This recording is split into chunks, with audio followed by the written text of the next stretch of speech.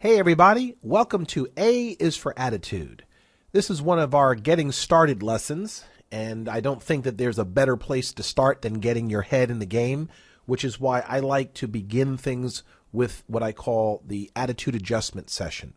So we're going to talk a lot in this session about the spirit in which you need to be looking to do things that we're going to teach you, because we find from our own experience that it's the spirit in which you do things. It's not what you do, it's the spirit in which you do things that makes a difference in terms of whether they will be effective or not. So we're going to spend a lot of time in this session talking about attitude adjustment. And from that point forward, if you get it, I think the rest of what we're going to show you to do will make a lot more sense and be a lot more productive for you, which is the ultimate goal here. So today's agenda, we're going to talk, as I said, about attitude adjustment. We're then going to share with you some philosophies that attract the right people to your people network and allow you to reach out and establish relationships with your ideal client. I'm going to talk with you about 3 factors that affect the growth of your people network, including your client base. And then we're going to talk a little bit about tools for connecting. So if we can get that done in this lesson, I think we're going to really set the stage for the next lesson, which is called the Ultimate Marketing Plan Workshop. That's where we're going to walk you step by step through the process of creating a marketing plan for yourself centered around relationship marketing. But before you can have a plan, or before you have a plan, it probably makes sense for you to have the right spirit in mind as you're trying to figure out who you should be looking to serve in your business and otherwise. So let's take a look at the attitude adjustment section of this lesson. First of all, I have found that one of the most important things that you can do out of the blocks in any kind of business, I don't care what you do for a living, is to decide what you really want. Not what somebody else wanted for you, whether that be your parents or your spouse or somebody else, but what do you really want? What will you be loyal to? What will you be committed to? Because it's fine for people around you to care enough about you to want the best for you, but unless you are ready to become the best that you can be at who you are and what you do, it doesn't matter how many people around you want that for you. You've got to make the decision as to what you really want, and then we can help you to figure out ways to get to that goal, whatever that might be for yourself. So decide what you really want. If you're a lawyer, is that something you're really excited about doing, or are you doing it because you want to make your parents proud? You see, when I first started out in the practice of law, I believed that I chose lawyering, becoming a lawyer, mostly because I knew it would make my parents proud. I also wasn't really sure about what else I could do, and it just, everyone always told me, oh, you'd make a good lawyer. I never knew what that really meant. It was probably an insult in retrospect. But the bottom line is that I went into the practice of law not necessarily because it was my calling, but because I knew that it would make other people around me feel good. So it was okay. I had a good time practicing law. I learned a lot of things that help me now with what I do here, helping other business professionals to be the best that they can be at what they do. But what I'm saying to you is that if I really had taken a close look at what my motivation was, what I really wanted back then, I might have selected something other than practicing law.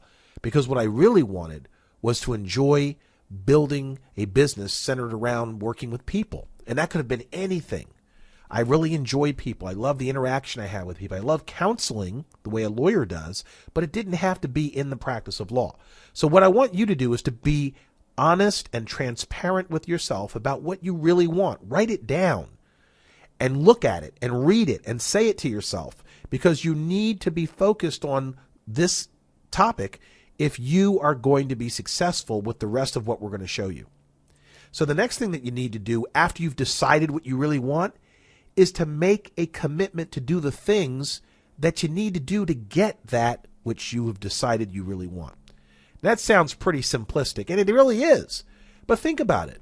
It's one thing for you to want something to happen. It's another thing for you to do the things that put the wheels in motion to make it happen. So there's a lot of people that can define their goal and they can be clear in their minds about what they want to do. The problem is that they want those things without having to get up off the couch and do the things that are necessary to make it happen. So that's not realistic. You've got to make sure that whatever it is that you really want to accomplish is something that's going to get you into action mode as opposed to just thinking mode. So be willing to make a commitment to do the things that are necessary for you to get what you really want.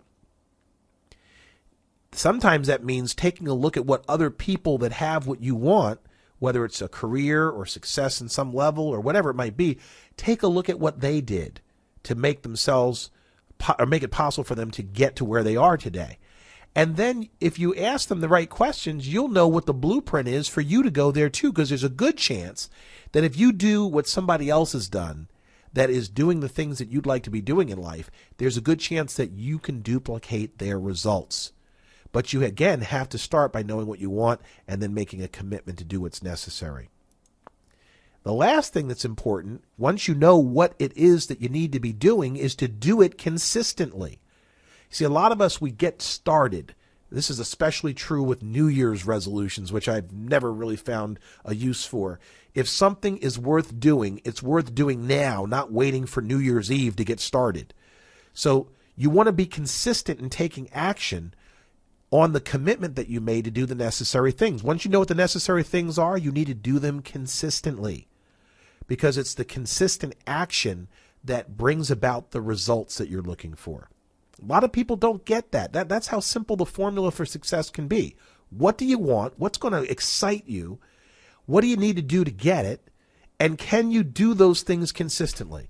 Now, what could be more simple than that if we just were to be transparent with ourselves? That means be honest with yourself and acknowledge what the process is for what it is. So what you do is not as important as the spirit in which you do it. When we talk about that, what we're talking about a lot of times is knowing that, the action you take doesn't have to be perfect. But if you have perfect intentions in your heart as you're doing these things, the results will come. And I know that to be the case because I've myself been in the same situation most of us are or have been at some point in time, which is not really knowing what I really wanted to accomplish. It's kind of hard to stay motivated, to stay on track with something that you're not even sure you want in the first place. Now, the other thing that really helps you once you can define what you want is to have a positive mental attitude about accomplishing your goals, about pursuing the goal. Half of the fun, once you know what you're looking to do, is the journey that you take to get there. In fact, I would tell you that it's more about the journey than reaching the destination in a lot of ways. Because once you're on that journey, you may find yourself taking another track or going in another direction, but you're excited about it because you've learned so much along the journey. So there are 4 things I want to talk with you about that kind of lead to the importance of a positive mental attitude. The first thing, of course, is your attitude. The attitude that you take into whatever you're looking to accomplish is going to dictate what your results will be. And attitude leads to action. In other words, having the right attitude leads you to be motivated to take the right action. It's the actions that you take, though, that will dictate the results that you get. And of course, the results that you get will dictate the lifestyle that you get to live. A lot of people don't make the connection between these things. That's why you'll see a lot of people, they're entrepreneurs, they go out and they have a vision and they're creative and they're excited about what they're doing. And they go out and do the right things to take their vision, their idea into production. And that idea going into production gets them the results that they're looking for. And that's what gives them the ability to live the kind of lifestyle that they wanted. If you look at any entrepreneur, any industrialist, anyone that's ever accomplished anything worth doing, this was probably their formula.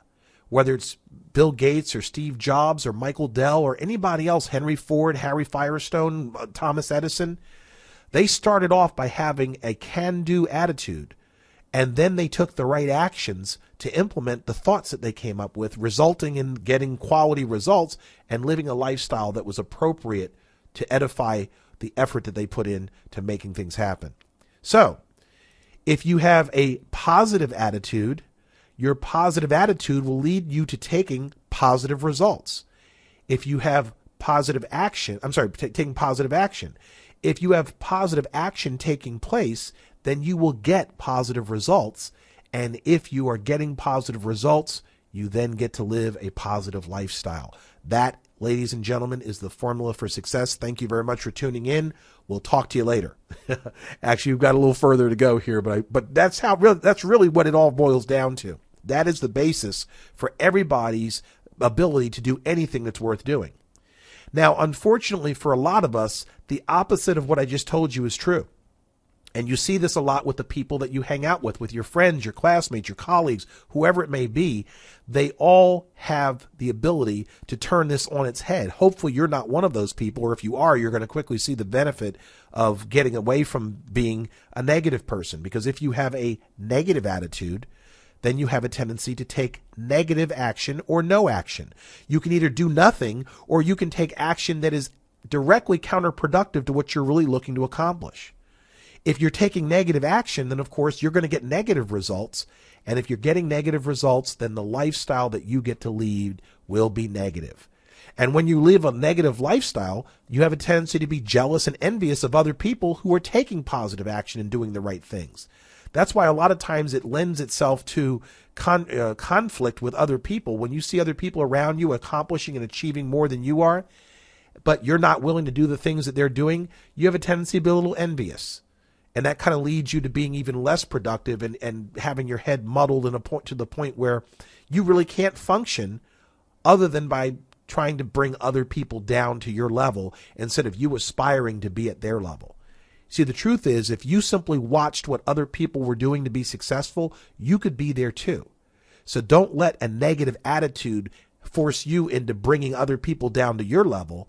If you want to have the things that others have, find out what they did to get those things. And as long as it was legal and moral and ethical, you do that too. So there we go. Now, I've created a little acronym here that I call the cash equation in your people network. And as you can see, the word cash is an acronym that symbolizes certain things that I've found are important. And you're seeing some of these things repeat themselves. The first and most important thing is making a commitment. And a commitment, when I'm talking about commitment, I'm talking about making a commitment to yourself and to the people around you that you're going to be building in your people network to do things that are consistent with personal growth, moving forward, getting better at who you are and what you do. I believe that we all have an obligation to our community to be the best that we can be at who we are and what we do. And our community includes our colleagues, our family, our neighbors, people in our community that need help from us. We have to give them the best that we can be. And that's where personal development comes in. So you want to make a commitment to be the best that you can be at who you are and what you do. And what you'll find when you do that is you then become a center of influence in your community. Opportunity comes your way because people know you won't squander or waste the opportunity. And you'll also be able to help other people take better advantage of opportunity, which basically allows you to duplicate yourself and create a ripple effect across your entire community. So if you want to improve your community, you might want to improve who you are. Everyone always thinks about changing the world, but no one thinks about changing themselves first. So make the commitment to change yourself first, and then you can do a lot more good in the world. Now, activity, there's that word again. Action, activity. You want to make a commitment to engage in consistent, positive activity once you've made the commitment to do something to become better at who you are. And again, being better at who you are means everything that you do, finding ways to be better at building relationships. And that's what we're going to be doing here at Referral University, is teaching you how to build stronger bonds and relationships with the people that come into your life, whether they be clients, referral sources, employees, people out in the community that need your assistance. How to turn what you do and who you are into a attraction magnet of people. You want to attract the right people into your life, and you'll usually do that when you can get clear about who you are and what you're trying to accomplish and what's important to you. The cash equation includes the letter S, so we're going to talk about sincerity. Sincerity has to do more with being transparent with yourself and with other people. It's hard for you to be transparent with other people unless you're willing to be transparent with yourself. A lot of us have a bit difficult time being honest with ourselves about all kinds of things. We have fears that we don't acknowledge. Instead of having the fear and trying to hide it, you should address the fear and move forward with it. Find a way to address the fear so that it doesn't become an impediment to your success. But sincerity also in being transparent with other people. We see that word transparency used a lot of times. I can't believe that politicians actually have the nerve to utter the term, because very few of them have the ability to fulfill that ability to be transparent. We see that every day. So if you use those lessons that you see around people around you, you can learn from virtually anybody. Sometimes the negative lesson is more important than the positive lesson if you're taking it in and choosing not to be like that person. But sincerity is a very important component in being successful in building a people network or building anything else that you want. I believe that one of the most important principles in your entire equation here is humility. A lot of us have a difficult time with humility. And what I mean by that is that our ability to grow is sometimes stifled by our inability to humble ourselves long enough to realize that there's something out here that we can learn that we don't know that would make us better. More importantly, we are very selective about who we think we can learn from, meaning that there are a lot of lessons that we're missing because we don't believe that the person that's communicating the lesson is worthy of our attention. We don't believe that we can learn from a janitor because we're a lawyer. We don't believe that we can learn from a secretary because we're a corporate executive. The bottom line is that anytime you've convinced yourself that there's somebody that is too beneath you to teach you something that you might be able to harness to become better at who you are and what you do, you're basically stifling your ability to grow. So learning to humble yourself, realizing that the planets don't and the world doesn't revolve around you, believing that there is something that anybody that you come into contact with can teach you, no matter how minuscule you may believe it to be. Every person that comes into your life has the ability to teach you something that would help you to be better at who you are. And you also have the ability to share with that person something that will help them be better at who they are. It's a mutual situation there.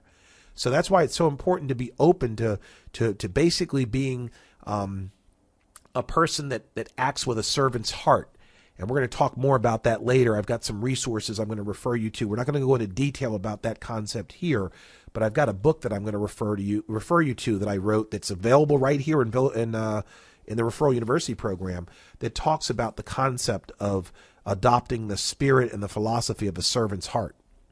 So again, if you want more cash in your business, then you need to start by having more cash in how you approach life.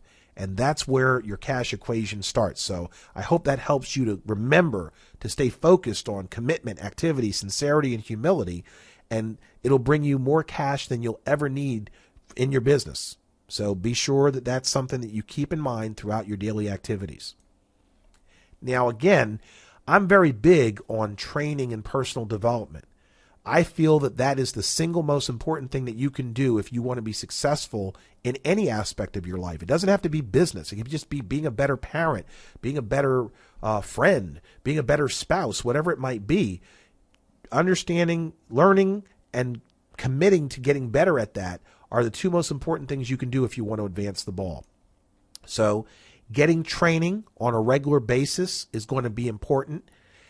Here at Referral University, it's going to be easy for you since we've made this program available to you in a format that leads you step by step through everything that you need to know to be successful. And this part of the program is free. So I don't know why someone wouldn't plug in to learn some things unless they just didn't see the value of free. That's one of the challenges I face when I offer things for free, is that sometimes free means it's not worth it. The truth is that I paid lots and lots of money to learn the things that I'm sharing here with you for free. So trust me, the things that we're sharing here are worth your knowing. But once you get training on a regular basis, you want to also go out and apply what you learn. I do a lot of speaking engagements where I see people in the audience taking furious notes. And then I know that they go home and throw that pad in the drawer or on the desk and never pick it up again. Not only do they not review it, but they don't take any action to implement what they just learned. Remember, activity and application of what you're learning is what brings you the results that you're looking for. So it's not enough to know what to do. It's not enough to have someone, to be telling someone, yeah, I've heard that before. The issue isn't whether you've heard it, it's whether you're applying it. A lot of times I teach workshops and seminars and people tell me, oh, you know what, that's common knowledge. And I have to say back to them, yeah, but did you make it common practice? Because that makes the difference between whether it benefits you or it's just something that you know to do. So let's make sure that we make this common knowledge stuff common practice, because that's what makes the results happen. You want to make sure that as you are applying the knowledge you learn, that you review your results. if you plan something out and you go out and implement it, that's the doing portion of things. You want to take the time to review to see if the result, if the things you're doing are bringing you the results that you want to accomplish. Because a lot of times you might be doing something, maybe you're doing it wrong, maybe you're not doing it frequently enough, maybe you're not doing it with the right spirit, and so it's not bringing you the results. So you need to make adjustments. You need to be prepared to revisit your plan of action and to make slight adjustments in it. I heard someone tell me once that a rocket ship is off course 80% of the time it's in the air. But the reason it gets to its destination is because there are computers that are making minor adjustments every millisecond to keep it on track. And so your computer is your brain. You've got to be taking the time to think about whether the things that you're doing are working, and if they're not working, are they not working because you're not doing them right, because you need to get better at who you are and what you're doing, or did you choose the wrong things to do, or whatever it might be. But you need to take the time to think is the point. So with that in mind, be sure that you're reviewing your results. And then the last thing that you want to do is get more training, because once you've tried some things, you'll find that some of the things that you're learning to do today will be enhanced by the things that you learn to do tomorrow. That's why, life is an ongoing experiential learning opportunity, learning process. And the more you learn, the better the things that you knew to do yesterday get when you can pick up new skills that help to enhance the results for tomorrow. So again, take training and personal development seriously. And it's very easy to get access to this stuff these days. You've got a lot of online resources, a lot of which are free, like this program.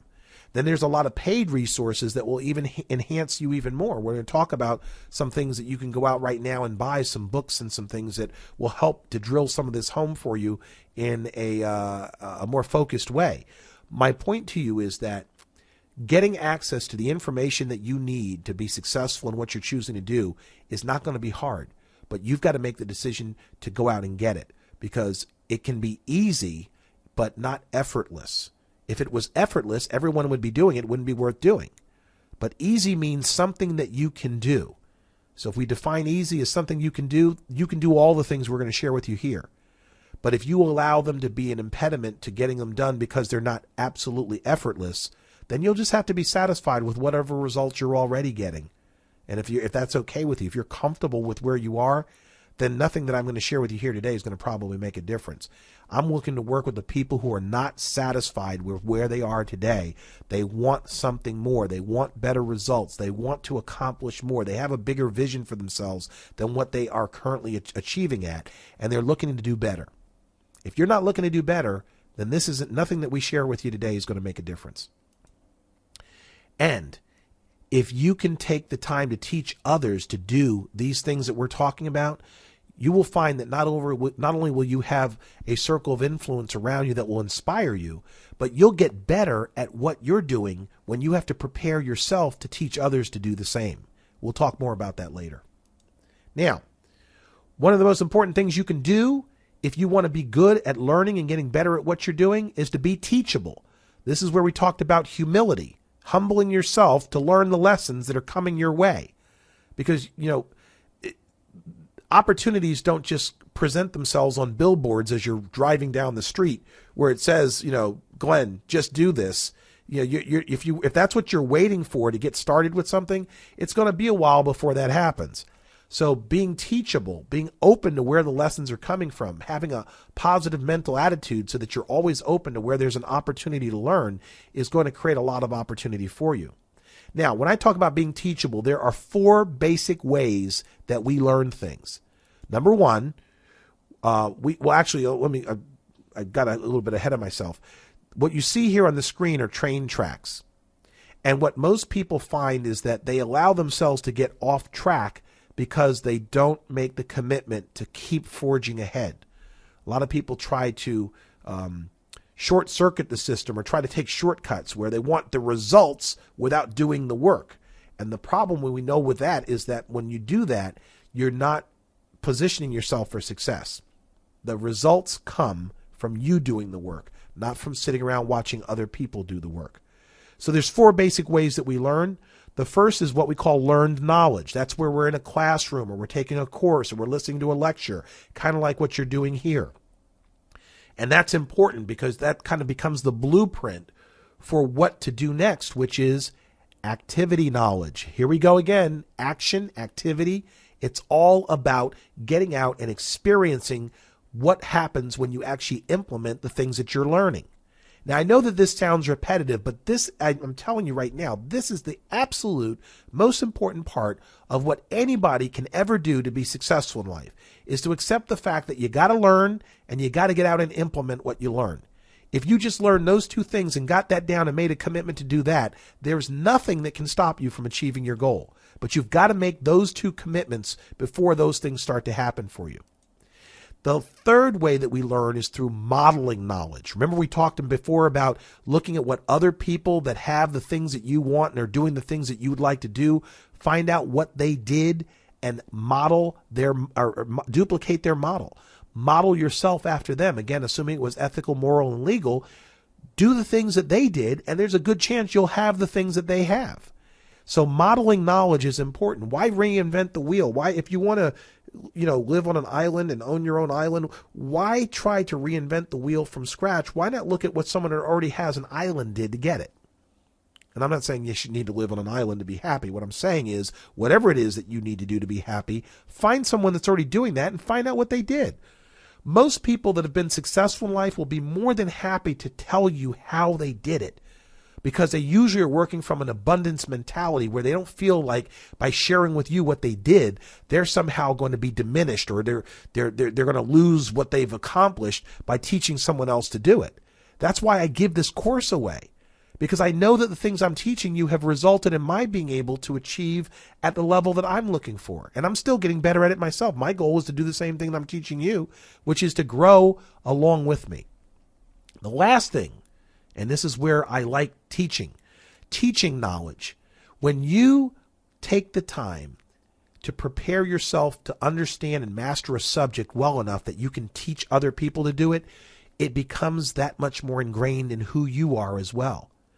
You learn something better when you have to be prepared to teach someone else than if you're just learning it for yourself, just to pass the test, so to speak. That's why teachers, if a teacher teaches math, they know that backwards and forwards because they've got to be able to teach you how to understand math. So if you can start to master these principles at a level where you can teach someone else to do it too, you will know it that much better for yourself. So none of those levels of knowledge or learning are more important than the other. It's important that you master all of them, that you do all of them. So take that seriously as part of what we're doing. Now, when we talk about business, the problem for most of us today is that starting a business doesn't have to cost $1 million or more. And so unfortunately, we have a tendency not to take our businesses as seriously as we should. If we each had to invest $500,000 or more to start our business, it probably would not be difficult to get us out of bed in the morning, to take the right actions, to get the results that we're looking for so that we can live the lifestyle we want to lead. But today, there are a lot of businesses that don't cost very much at all to get started. And a lot of times what that means is we don't see the potential in them at the level that we should, and so we don't take the actions that are necessary to make them successful. And then we're completely stunned that it's not working. I mean, I just don't understand that with people. How can you be stunned that something's not working when you haven't gotten up and done the work? Now, again, if you're new to business, or even if you're thinking about leaving your employer to go start your own business, a lot of times it's very easy to be excited in the beginning about the vision of having your own business and calling your own shots and doing the things that you want to do. And you'll end up obviously experiencing some insomnia just thinking about that. But you know what? When you start getting out and doing some of the work, you're going to find that you're going to face challenges. And those challenges are designed to prepare you to do the things that you need to do to be successful. Because there isn't anybody in business that had it thrown in their lap without some effort, without some setbacks, without some struggles. Those struggles are what prepare you to weather the storm to get to where you need to get in the long term. But there will be struggles, and so you should expect that from time to time you're going to experience some self-doubt in everything that you do. It's okay. We all go through that. You think that Bill Gates just out of the blocks came up with the greatest concept for building a computer software program that was going to affect the entire world? You don't think he faced some challenges in getting that business out of his garage and into production the way that it is today? You better believe he faced challenges, and you will too. But just like Bill Gates, you will overcome those challenges by the quality of who you become and by the quality of people that you seek out for help and assistance and guidance, and by the quality of people that you nurture relationships with around you. So just understand that being in business for yourself is going to be an up and down process. There's always going to be hills and always going to be valleys. The hills are designed to remind you of what it will be like when you get to your final destination, sitting at the top of the mountain. The valleys remind you of how badly you want to be at the top of the mountain. So even when you're in the valley, you should use that to motivate you to get back to the top. Most people don't want to remain in the valley, but they get there, and then they also don't want to make the commitment to do the things that are necessary to get out of that place. So stick with this. Be prepared for the ups and downs in your business. Recognize that that's a natural result of being in business, but the challenges that you face help you to grow to become the person that you can be. And the size of your paycheck will be determined by the size of the challenges that you can solve. And that's why you'll always be facing challenges, but you'll always be better prepared for the next challenge if you've addressed and met the last one. And the good news is that there are people around you to help you to do that. You just have to be smart enough to seek them out and then humble yourself to learn from them. Now, when you're new to business, you're going to spend a lot of time getting started. And if you look at the diagram here where we show time versus money, in year one in your business, you're going to spend a lot more time and make a lot less money. But that's why a lot of people end up quitting early, because they expect to make a lot of money right up front before they've even created a value proposition for their clients, before they've even been in the game long enough for people to know who they are. But notice what happens as time passes. As time passes, you end up spending less time and making more money, to the point where you eventually hopefully get to the point where your income becomes passive because you've figured out the formula for offering other people value that doesn't require you to be there every time they get that value. That's known as passive or residual income. Your cell phone bill is an example of residual income for someone because you signed up one time, you pay monthly, and they are able to get the benefit of that without having to sign you up every month. So again, stay in the game long enough for you to see the results that you deserve. If you're taking the right attitude into the right action, you will get those results. And like we talked about before, the skills that you need to do that are very simple. Study, practice, and teach. Study, that's learn knowledge. Practice, activity knowledge. Teaching is, of course, teaching knowledge, and being consistent about that process is what brings you to the results that you want to get. Now, trust me, I realize we're beating this horse to death, but I can't tell you that, I can't emphasize enough that if you get this, everything else that we do, we will have set the table for you to be successful with. So you either get this or nothing that I'm going to show you to do in the future is going to make a difference. That's why I start with A is for attitude, because it's all about your attitude. Now, we want to talk a little bit about the value of trust. A lot of times in business, we don't realize that when we walk into a room of business professionals, that everyone in there isn't looking to immediately throw their business our way just because we walked into the room. And there's a reason for that. And the reason is that most people do business with people that they trust, people that they like, people that they get to know well enough to determine whether they can trust them, which is why we sometimes walk into networking events or business groups and we're disappointed that everyone doesn't call us the next day to place an order.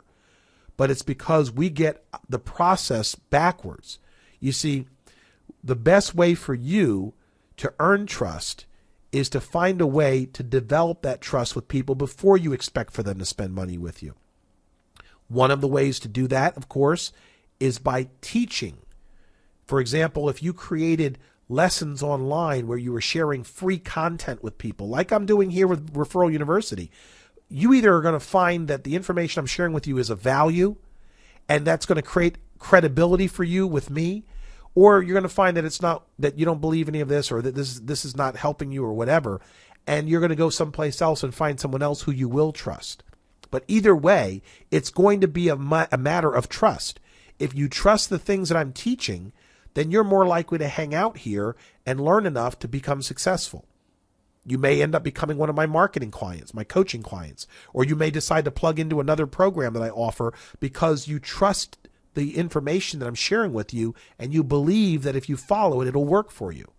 Or you're going to go off someplace else because you'll find someone else that you trust. I don't care where you go, as long as you find someone who you trust to teach you something that helps you to reach your ultimate end goal. Now, another way that you can develop trust is when you have a third party involved in your introduction to a prospect. Sometimes that happens when someone makes a referral to you. So the trust and respect come from the fact that I've got a relationship with someone that trusts me to introduce them to someone who's going to do a good job for them. That's the basis of a referral. So when someone makes a referral to you, you don't want to screw that up by not following through, or by not understanding that you've got an opportunity to work from a position of trust, even though that person may be new to you, because of the relationship they have with the person that made the referral. That's why it's unreasonable for you to expect people to refer business to you before they get to know you. I mean, they don't have a basis upon which to make a referral to you if you haven't developed a relationship with them. It's actually unreasonable for you to expect that. So that's why it's so important for you to take the time to get to know people at a level where they feel comfortable making a referral, introducing you to the people that they know. Another way for you to overcome the lack of trust with prospects is to be able to share success stories that you've created through the people that you've worked with. Those are testimonials. Testimonials is a broad category. We'll get into more of that later, but trust me, being able to point to people that are doing the things that you're teaching, or using your services in some fashion, and showing the results that they're getting, having them share the results or what they like about doing business with you, is a great way for you to develop respect with someone that's thinking about becoming your client.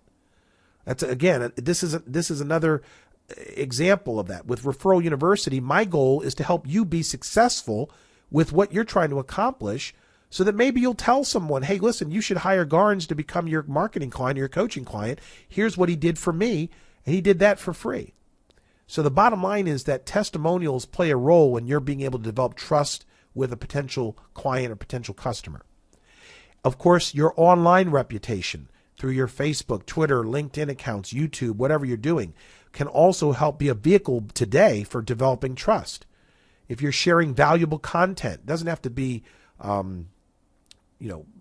groundbreaking, earth-shaking information, but if you're sharing things with people that help them to improve quality of life for themselves, they will develop a level of trust and respect for you. I'll give you an example of that.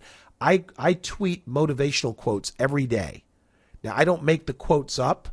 I'm usually quoting somebody else, but the mere fact that I'm sharing ideas, principles, concepts that help people to aspire to more, I've developed a level of trust with a community of people that regularly refer people to connect with me because they found what I shared with them valuable and hope it'll be valuable to someone else. So if you can approach your business this way, by finding a way to create a value proposition that allows people to develop trust for you and what you know and what you share, you will find that there is no problem for you to attract the right customers, the right clients, the right patients, whoever it is, to your business. And this is going to be a critical part of your being able to do that. Of course, there are always going to be things to avoid in your business. And a lot of us have these challenges, and this is where we need to start changing our attitude a little bit about how we interact with people. So one of the challenges that we face is that we have a tendency to focus on how much we're going to make on the sale as opposed to how much value we're going to offer the customer. We're working from scarcity mentality where it's more about us than it is about the customer. So I want to encourage you to reverse your polarity if you've been working in that fashion. Stop worrying about trying to close the sale. Start thinking about, what am I offering this person that should be of value to them? How can what I'm doing help to enhance their goals, as opposed to, will I make quota this month? Will I be able to close the sale? That's a scarcity mentality approach to life. And if that's where you are, That may be why you have the results that you're getting. If you're not satisfied with those results, you should be thinking about reversing that polarity and trying something different. We also want to focus on how the customer benefits, not how we benefit. When we make a sale, of course, we benefit monetarily. But the question is not how we benefit, how does the customer benefit? And that's why you need to be invested and vested in the success of your customers, because that's going to be the litmus test for whether you're going to get another customer.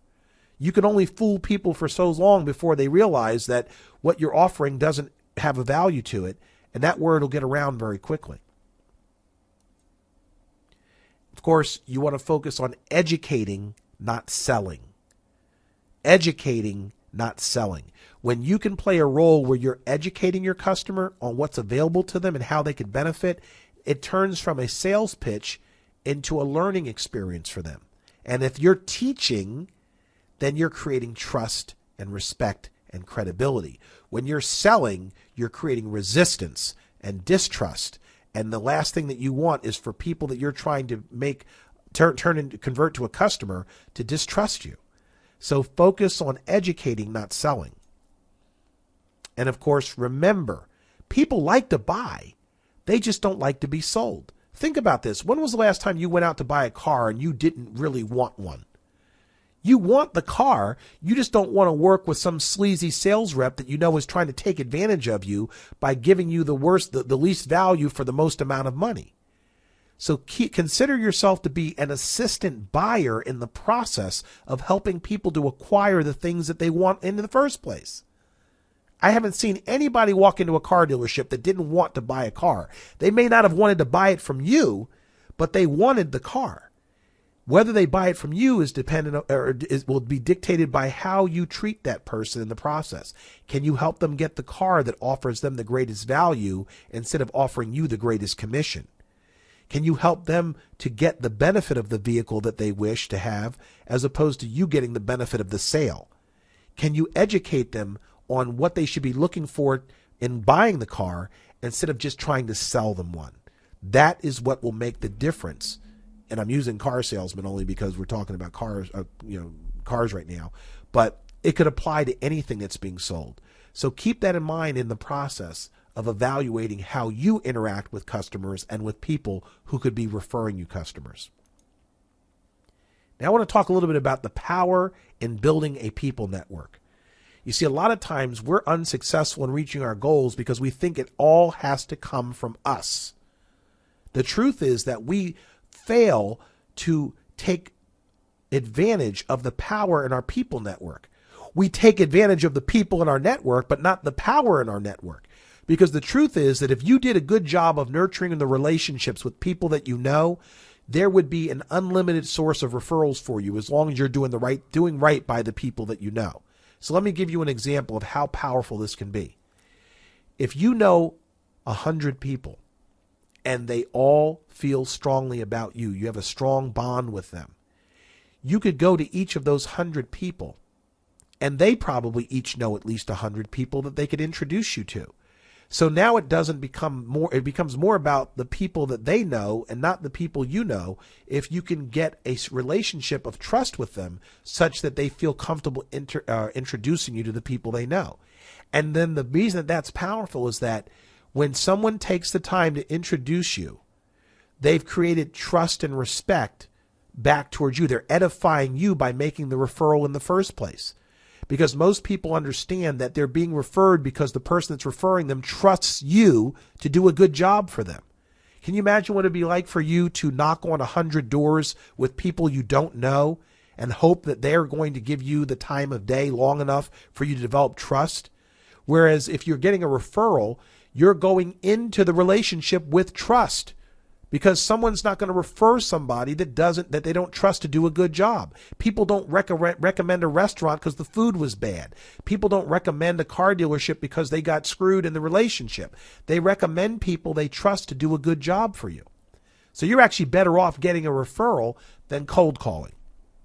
And if you've ever cold called, you know exactly what I'm talking about. Now think about this.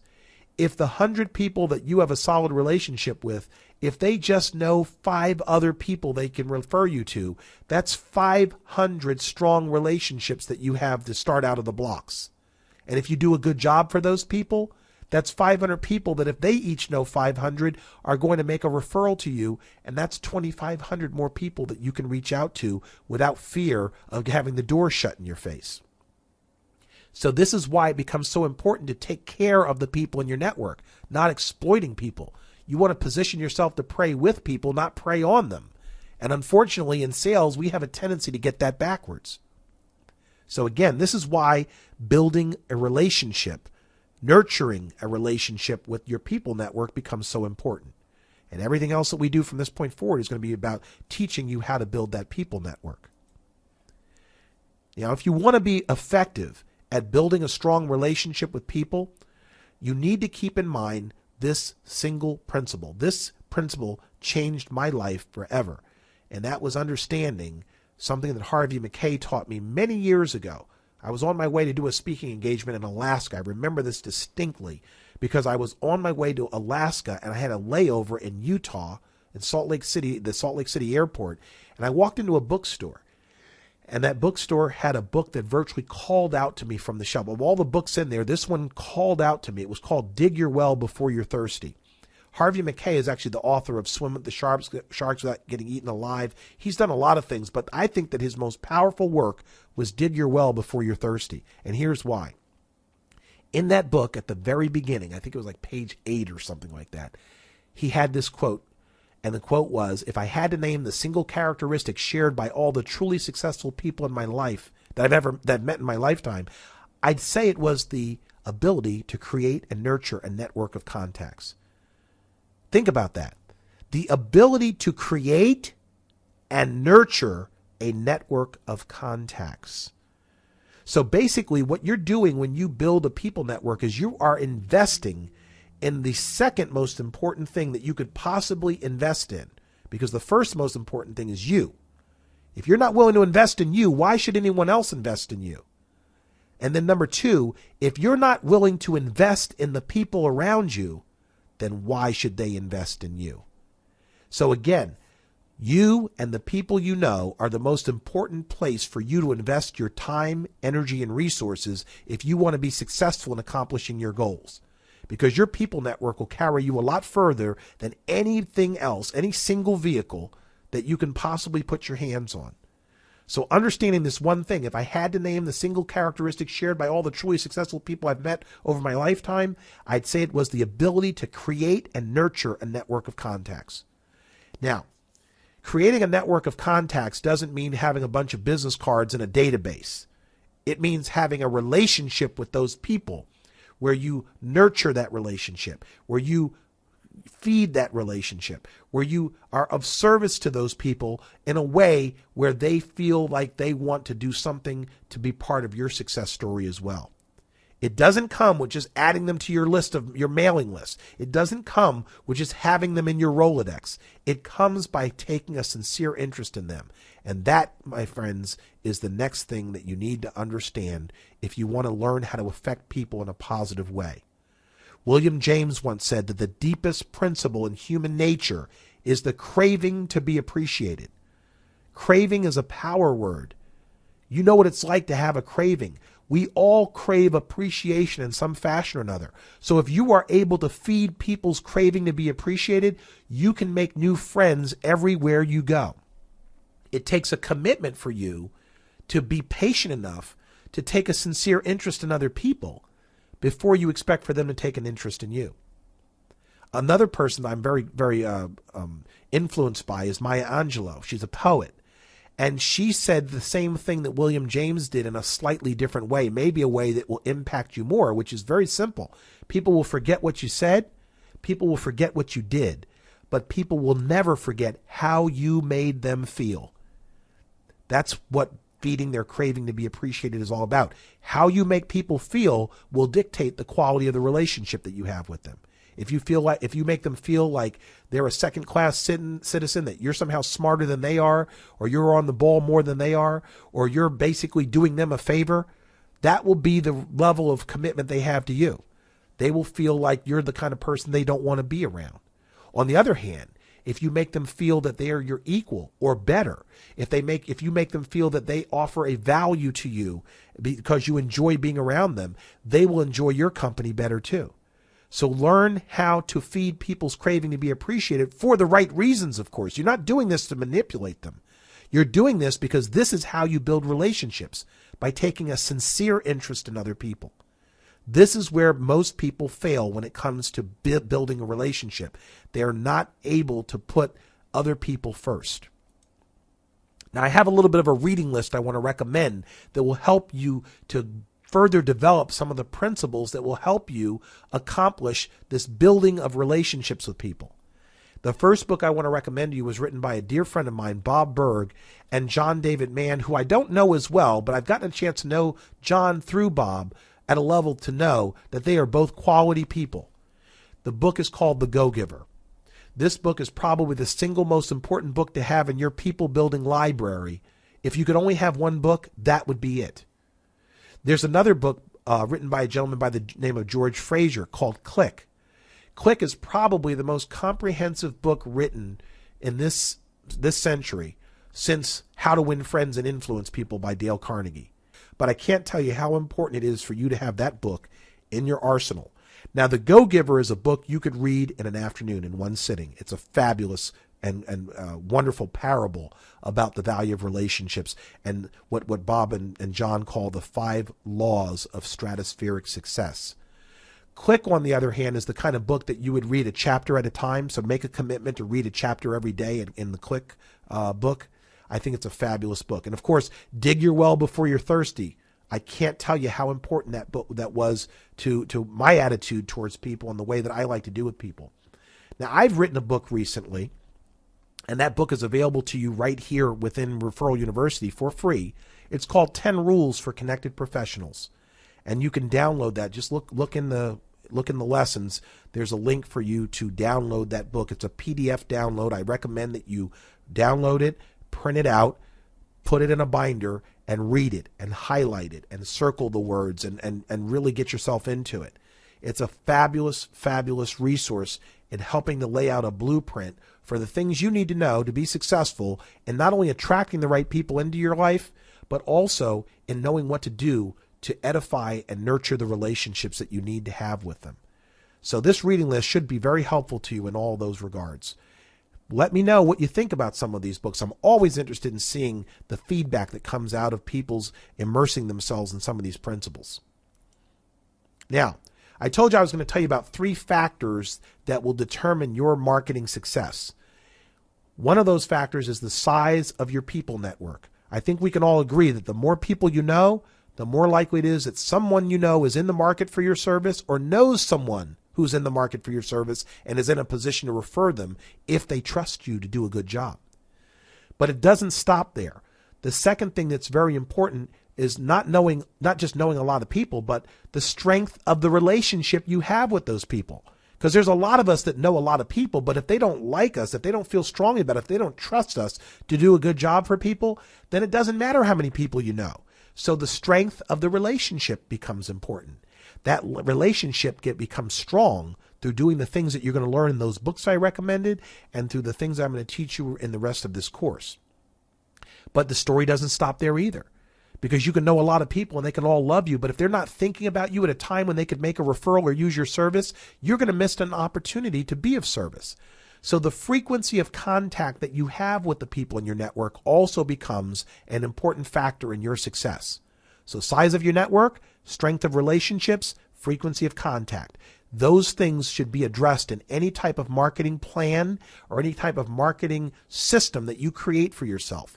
You've got to be about building your network strong and maintaining contact with the people that you know. So how do you strengthen relationships with people? You're going to learn that through The Go-Giver, through Click, through Dig Your Well Before You're Thirsty, and through 10 Rules for Connected Professionals, and many other resources that you should continuously and consistently consume. You'll actually see by reading these books that there's a recurring theme that emerges, and I promise you that that theme is what you really need to understand. But you'll be more vested in the theme when you see that there are multiple successful people that are all talking about the same things that result in success. You'll be more energized to know that you're on the right track, so read all of them. But one of the fastest ways for you to strengthen relationships with people is to offer people value before you expect their business. See, a lot of us get that backwards too. A lot of times the success story is about reversing what you have seen other people do. Some people tell you, well, when you become my client, I'll help you. No. Why don't you help them so that they'll want to become your client? Why don't you give a little bit of your time? I call that tithing your time. Why don't you give a little bit of your time before you expect for them as a way to earn the right to have their business? Most people work from a scarcity mentality and they can't adjust to the concept of giving their time away. I can't tell you how many times I've heard attorneys and other people say, I don't get paid for that. Or my time has value. Of course your time has value, and it has even more value if you feel your time really has value, you should give it to someone so they can experience the value. Maybe they'll buy some more. The problem for most of us is we don't have the confidence in what we do and who we are. We feel like if we give our time away, then nobody will want to buy it. And I'll tell you, the truth is that the reverse is actually the case. When you are able to show people the value of what you do, they will want to consume it even more. So offer people value before you expect their business. At least sit down and answer questions for them. Give them an opportunity to understand why they would want to have you do whatever it is that you do for them. The second thing is to take a sincere interest in others and what's important to them.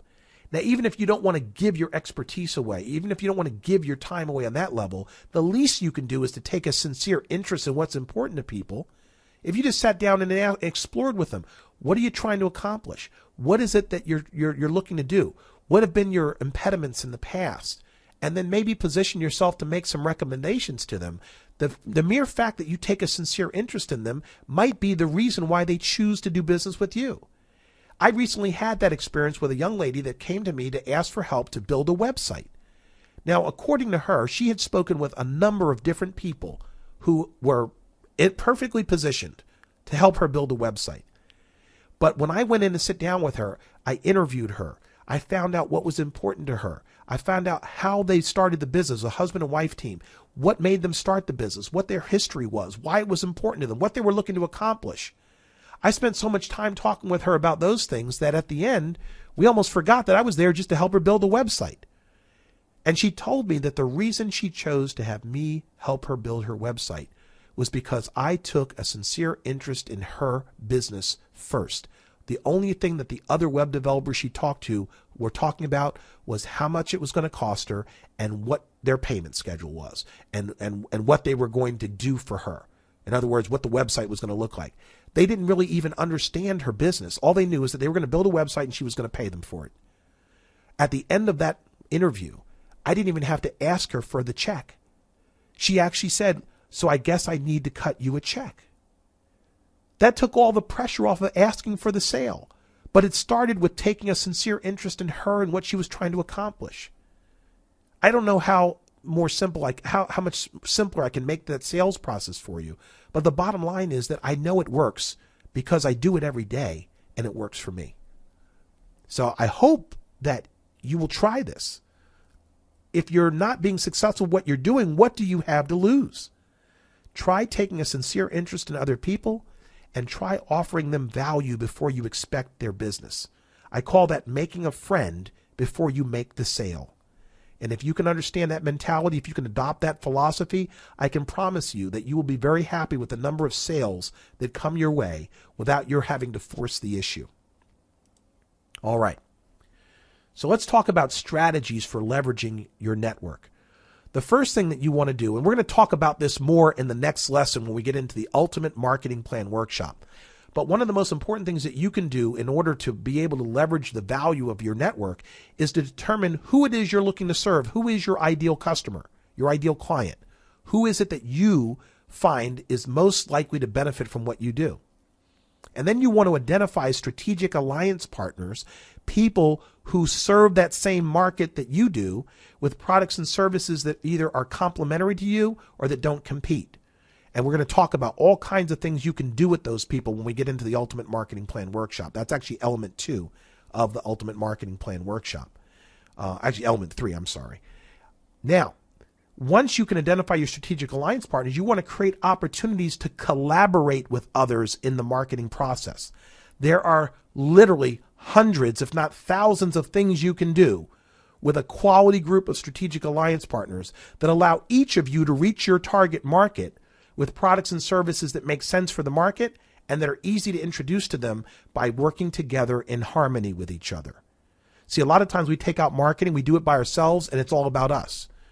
You could actually do more marketing and have it be more effective by working with others and refining your value proposition for who it is you're each seeking to serve.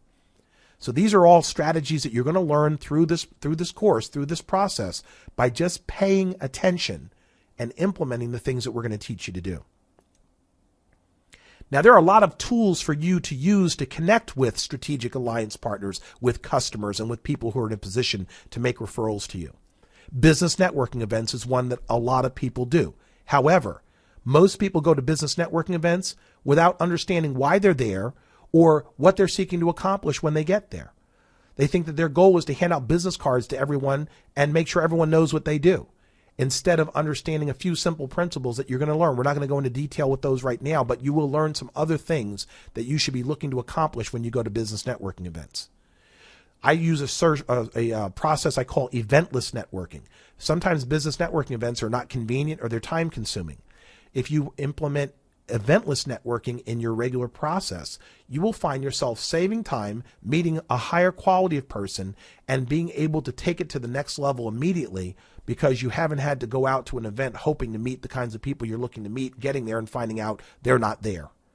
So we're going to talk a little bit more in the future about eventless networking. Obviously, social media is a fabulous way for you to leverage your time and use it as a tool to connect with others. I can't tell you how many thousands of dollars of business have come my way by simply using social media to connect with people who are a good fit to collaborate with me. The stories are incredible on this, but I'm not going to go into detail. I'll probably cover that in another lesson because we're running a little longer than I wanted to in this lesson. But this is real important stuff. If you get this down to something that you can feel in harmony with, to feel like you can really make this part of who you are and not just what you do, this one lesson is going to set your goals and set the rest of your marketing process on fire in a big way. Now, of course, on social media, there's Facebook and Twitter and LinkedIn and YouTube and others. But I find that for purpose of meeting business professionals, that Facebook, Twitter, and LinkedIn are 3 of the most powerful places for you to connect with both referral sources, collaboration partners, and customers. So it's important for you to have a credible presence on the internet. And when I say credible, I'm talking about building your Facebook, Twitter, and LinkedIn pages professionally, completely, and using them to share content and information that will attract the right people to you. We're going to teach you more about that later. So for today's purposes, I want to thank you for taking the time to understand the principles and concepts and philosophies that kind of set the stage for success in your marketing success story. So A for Attitude is all about preparing you to go into this journey with the right mindset, a positive mental attitude. And I want you to understand that you now have gotten the most difficult part of this journey down. If you can accept these principles and implement them consistently and loyally, you're going to find that everything else that we share with you is going to be like cake. It's going to be simple and easy to do as long as you've got the right mental attitude and the right approach when you reach out to people. And remember, it's not who you know, but who you can count on. And the people you can count on will be the ones that you take a sincere interest in first. So I want to thank you for listening in to A is for Attitude. I look forward to seeing you in the next lesson, which is the Ultimate Marketing Plan Workshop. You're going to love that one. Thanks a lot.